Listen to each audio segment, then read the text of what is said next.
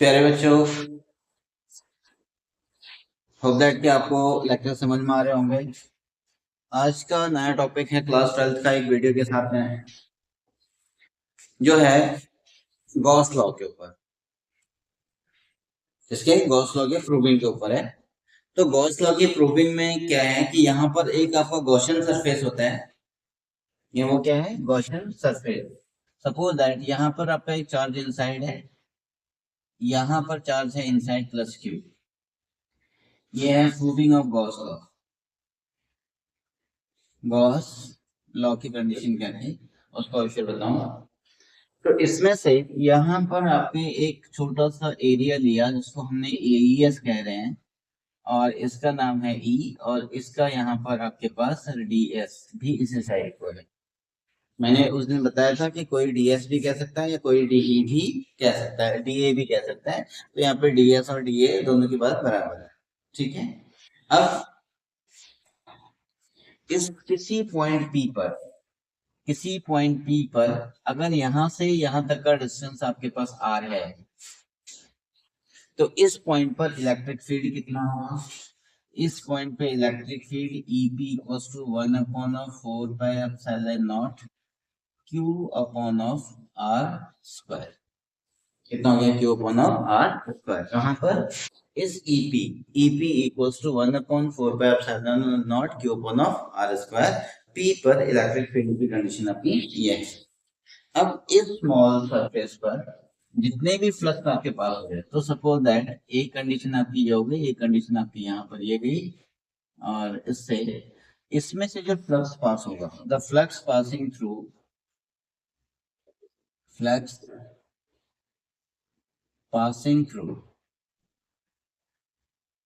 कहाँ से flux pass हो रहा है? इस small elementary area in small elementary area ds, small elementary area ds से पास हो रहा है।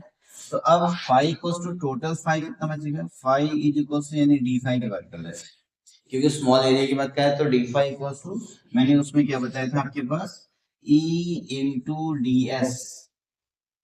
क्योंकि डॉट था तो इसका मतलब ये कौन सी क्वांटिटी है हमारे पास? Scalar quantity. अब इसमें कॉस थीटा की कंडीशन कर सकते हो। अब यहाँ पे कितना हो गया? Equals to E into d S cos theta. अब ये मैग्नीट्यूड हो गया डी फाई का, जो स्केलर क्वांटिटी थी, है ना।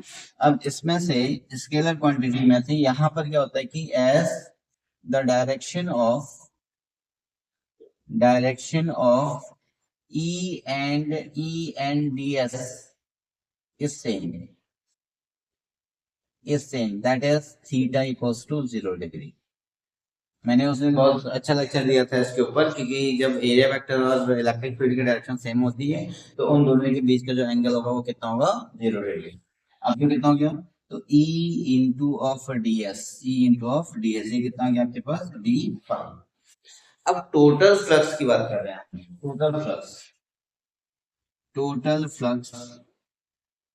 Total flux phi is equals to integration of D phi. Total flux integration of D phi. अब इसमें हम सर्कुलर का भी कर सकते हैं यहाँ पर इंटीग्रेशन, अदरवाइज वो ठीक ही है, कोई प्रॉब्लम नहीं है इसमें से। और ये कितना हो गया? E इंटू ऑफ ds, और यहाँ पर E तो बाहर हो गया, इंटू ये कितना हो गया? क्लोज लूप के लिए है, तो ये कितना हो गया आपके पास? ds हो गया। अब ये E इक्वल्स टू कितना हो गया? E equals to phi into of ds। अब इसमें से तो phi is equals to E, है ना। E की वैल्यू यहाँ से मैंने निकाल रखी है आपके पास, कितना है? 1/4πε0 Q upon of R square into इसकी जो एरिया होगी इनटू ऑफ ds। अब ये आपके पास क्या बना? ये तो पूरा स्फीयर है ना, उस दिन भी मैंने आपको शायद इसके बारे में बताया था। तो 1/4πε0 Q upon of R square, ds की वैल्यू होगी 4πr स्क्वायर। क्या है ds की वैल्यू? 4πr square. 4π से 4π कैंसिल, और यहाँ r स्क्वायर से r स्क्वायर कैंसिल, तो फाई इज इक्वल टू कितना हो गया? 1/ε0 इनटू q। ये क्या हो गया, phi is equal to 1/(epsilon)0 into q।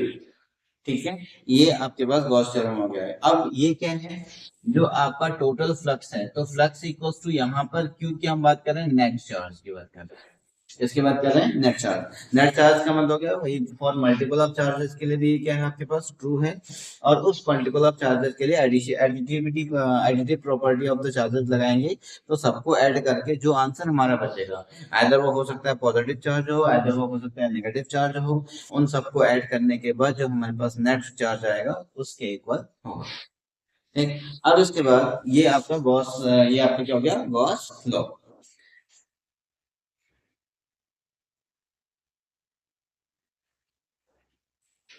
इसकी डेफिनेशन क्या होगी, फाइव फ्लक्स कहाँ से निकला, कहाँ से निकला फ्लक्स, फ्लक्स निकला आपके इस क्लोज्ड सरफेस से, कहाँ से निकला है, क्लोज्ड सरफेस से। अब मैं क्या कहूंगा, Gauss law, electric flux, electric flux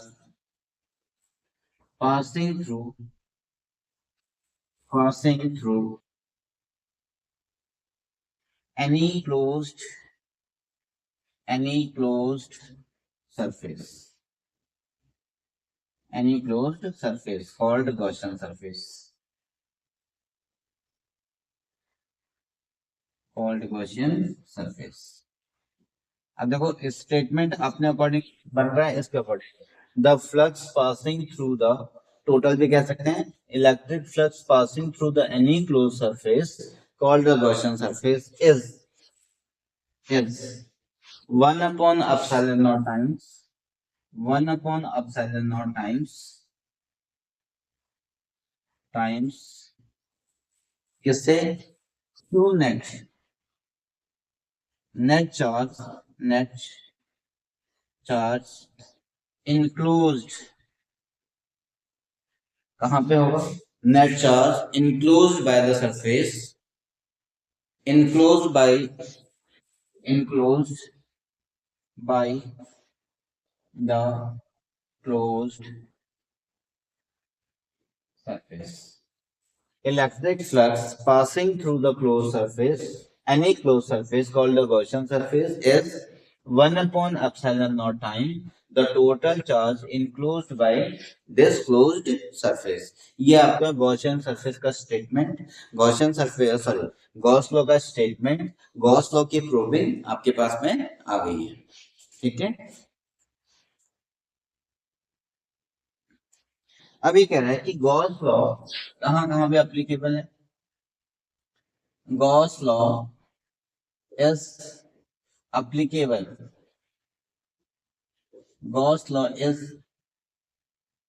applicable for any closed surface, any closed surface, किसी भी क्लोज्ड सरफेस के लिए गॉस लॉ क्या है, वैलिड है। अब इट डजंट मैटर कि वो स्फीयर है कि या फिर स्फीयर है या फिर कोई और है, no matter, no matter what is its shape and size,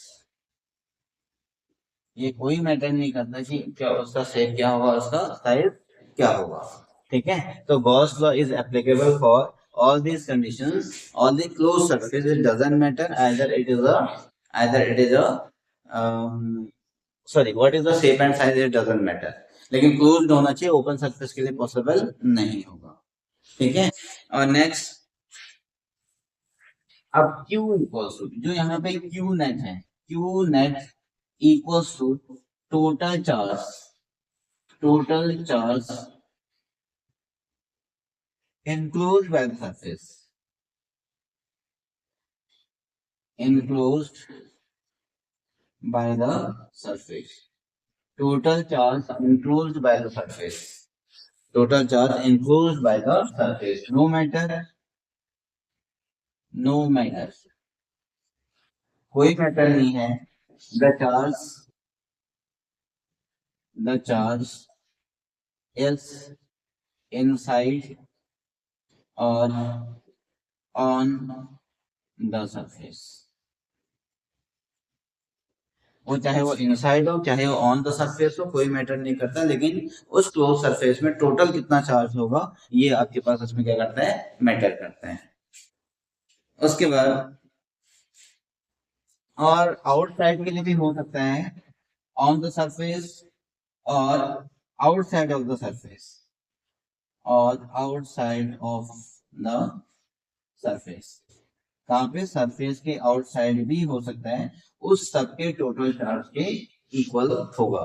तो that is the Gauss law. मैं फिर से बोल रहा हूँ, गॉस लॉ किसी सरफेस के लिए वैलिड है।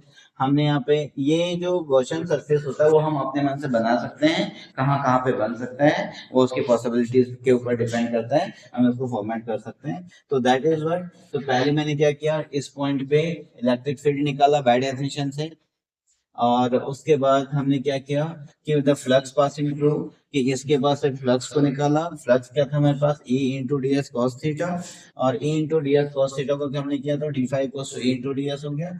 और टोटल फ्लक्स कितना हो गया, इस पूरे फ्लक्स को हमने छोटे छोटे पार्ट किया है, कि फ्लक्स को जो ऐड किया यानी इंटीग्रेट किया, इंटीग्रेट करने के बाद हमारा आंसर इतना आ गया। इसके अकॉर्डिंग फिर मैंने डेफिनेशन बना दी, electric flux passing through the any close surface called the Gaussian surface is 1 upon epsilon naught times the net charge enclosed by the closed surface। अब ये कह रहे हैं कहाँ कहाँ अप्लीकेबल है, किसी भी क्लोज सरफेस के लिए, चाहे वो ओपन हो चाहे वो क्लोज, सॉरी ओपन के लिए नहीं, चाहे वो किसी भी क्लोज सरफेस के लिए, नो मैटर कि उसका शेप एंड साइज कैसा होगा। और दूसरी कंडीशन, क्यू नेट जो होगा वो टोटल चार्ज होगा आपके पास। ये टोटल चार्ज होगा वो इनसाइड भी हो सकता है, आउटसाइड भी हो सकता है, और ऑन द सरफेस भी हो सकता है। जितने भी चार्जेस होंगे सबके सम के इक्वल होगा।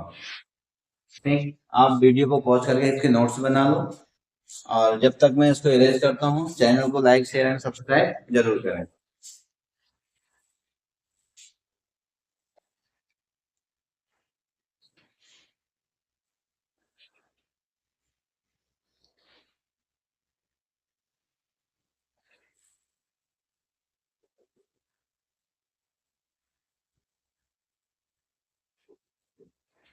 अब इसके बाद है न्यू हेडिंग्स हैं, application of on Gauss theorem है, एप्लीकेशन ऑफ गॉस थ्योरम,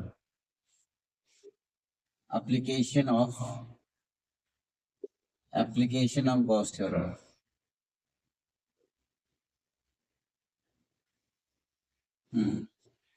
अब इसमें आपके पास सबसे पहले कंडीशन क्या थी, एक तो हम कह सकते हैं फर्स्ट वाला, to find Coulomb's law by Gauss law.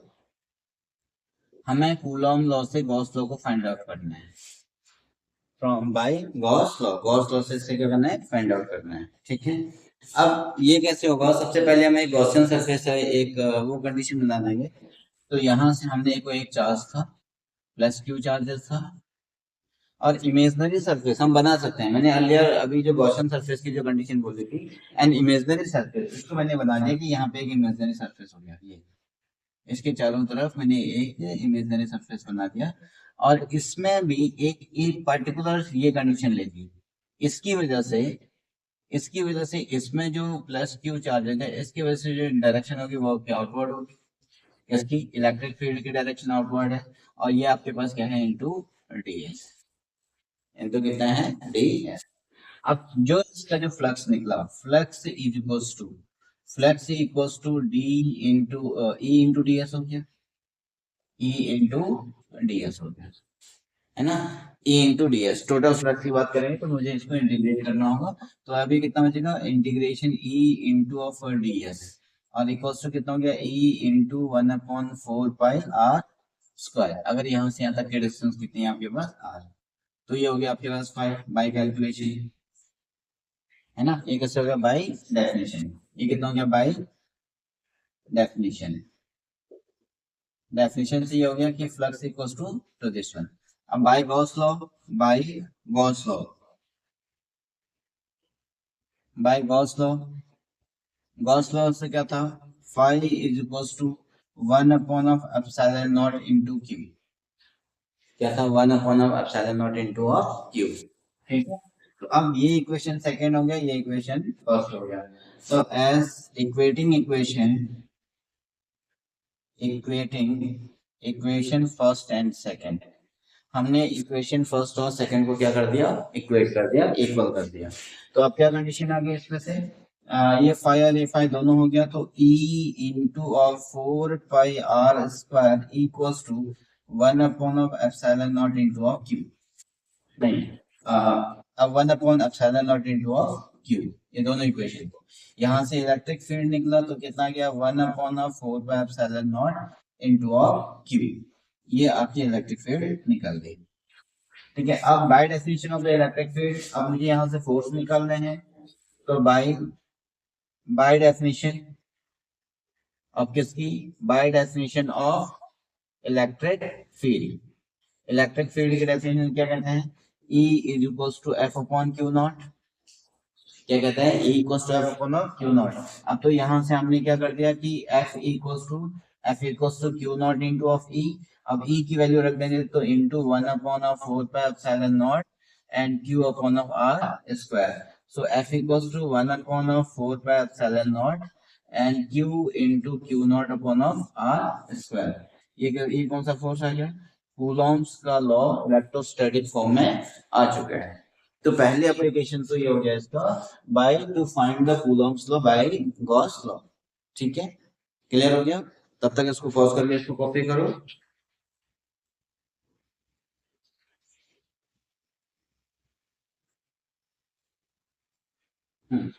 अब इसके बाद है दूसरी कंडीशन, मैंने आपको इसमें चार्ज डिस्ट्रीब्यूशन का कॉन्सेप्ट बताया था, उसमें क्या था हमारे पास, अब है इलेक्ट्रिक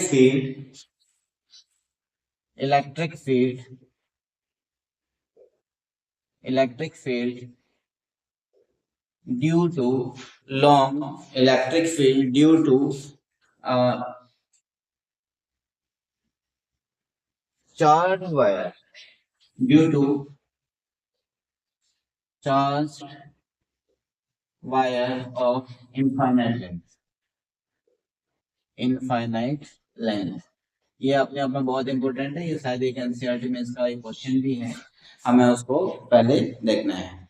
तो अब इसमें क्या होता है कि यूनिफॉर्मली, ये आपके पास एक लेंथ है और इसका नाम है यूनिफॉर्मली चार्ज कंडक्टर, इसमें जो चार्ज है वो आपके पास इनफाइनाइट लेंथ का है, तो इसके ऊपर पॉजिटिव चार्ज लगा हुआ है। अब पॉजिटिव चार्ज की जो डायरेक्शन होगी वो ये है 2D का, अब मुझे आपको बताना है 3D में, तो इसके लिए कॉन्सेप्ट क्या होगा, 2D का एक इधर जाएगा, एक बाहर आएगा, एक अंदर जाएगा, एक इधर आएगा, है ना। तो दैट मीन्स ये आपका 3D फॉर्मेट बनेगा। तो 3D फॉर्मेट में ये कंडीशन आपकी यहाँ से यहाँ तक, और ये इतना पोर्शन, और यहाँ से यहाँ तक, और ये इतना पोर्शन हो गया ये वाला। इसमें इलेक्ट्रिक फील्ड की डायरेक्शन, अगर मैं यहाँ पे गॉसियन सरफेस को फॉर्म करूं, इलेक्ट्रिक फील्ड की डायरेक्शन इधर और डीएस की डायरेक्शन भी इधर ही है, और इसके अगर मैं गॉसियन सरफेस फॉर्म करूं इसको, इलेक्ट्रिक फील्ड की डायरेक्शन इधर और एरिया वेक्टर की डायरेक्शन इधर है, और इसकी मैं बात करूं तो यहाँ पर क्या हो गया कि डीएस की डायरेक्शन ऊपर है और इलेक्ट्रिक फील्ड की डायरेक्शन इधर है, तो इसमें कितना हो गया 90 डिग्री और इसमें भी कितना हो गया 90 डिग्री। अब टोटल फ्लक्स क्या हुआ, इसका फ्लक्स मतलब चारों तरफ का फ्लक्स होगा, तो total flux equals to F total is equals to, इसको मैंने सरफेस 1 दे दिया, इसको सरफेस 2 कर दिया, इसको सरफेस 3 कर दिया, तो flux equal to flux on surface 1 plus flux on surface 2 plus और फ्लक्स ऑन सरफेस 3, ये हो गया। तो यहाँ पे 2 हो गया और यहाँ पे आपके पास फर्स्ट फ्लक्स हो गया। अच्छा, अब फ्लक्स की कंडीशन क्या है कि हमारे पास यहाँ पे flux equals to E into ds होता है, तो integration into of ds cos theta, ये बचेगा E into ds, integration E into ds cos theta, है ना, और प्लस सब में वही कंडीशन होगी, और ये हो गया आपके पास flux E into of ds cos theta and plus integrate E into of ds cos theta, ये हो गया। अब इसको मैं सरफेस 1 कर दूं, इसको सरफेस 2 कर दूं और इसको सरफेस 3 कर दूं, ठीक है। For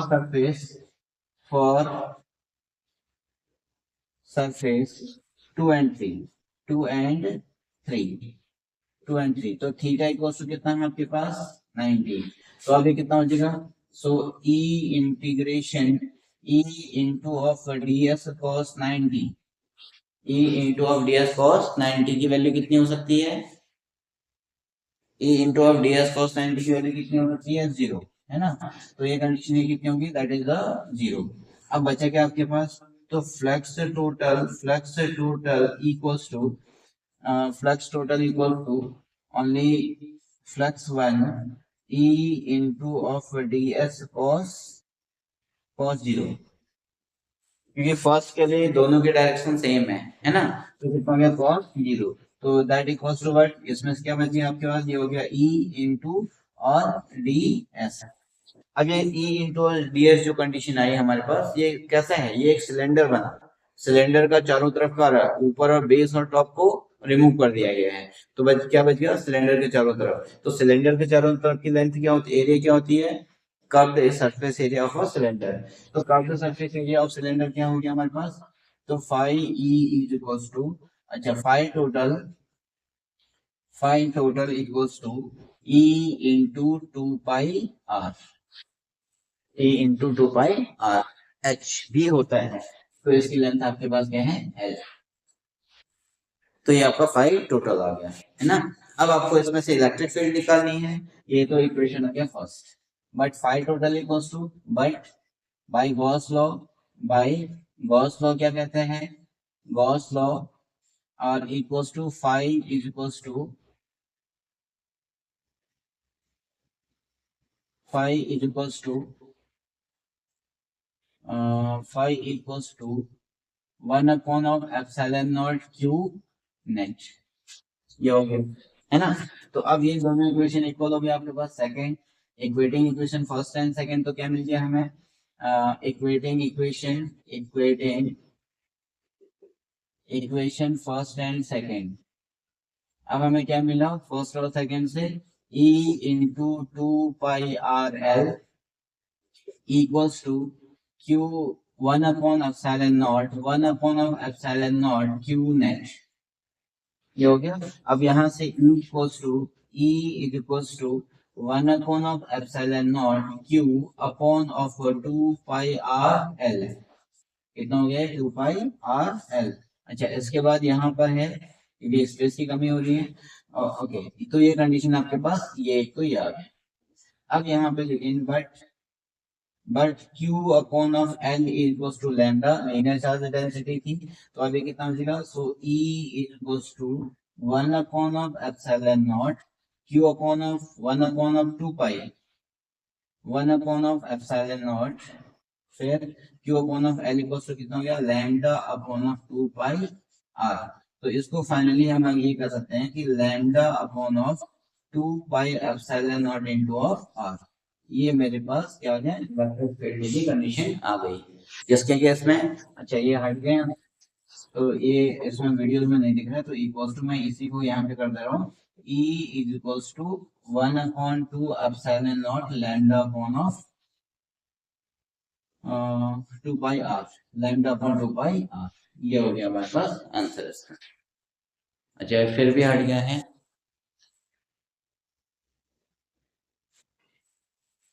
equation first and second Q net, okay ठीक है। ये आपके पास ये टोटल कंडीशन इसमें से आ गई है। ये मुझे लग रहा है थोड़ा सा कट चुका है उस साइड को, मैं यहाँ से आपको दिखा दे रहा हूँ, हाँ ये अब होप दैट ये पूरा दिख रहा होगा, 1 upon of 2 pi 2 epsilon not lambda upon of R, और यहाँ पे पूरी कंडीशन दिख रही है, ठीक है। ये आपका आज इतना ही, वीडियो की लेंथ काफी हो चुकी है, और होप दैट आपको समझ में आया होगा। फिर इससे पहले कि इसको मैं रख करूँ, आप इसको वीडियो को पॉज करके कॉपी कर लें, और अगर वीडियो पसंद आई हो तो लाइक शेयर एंड सब्सक्राइब जरूर करें। धन्यवाद।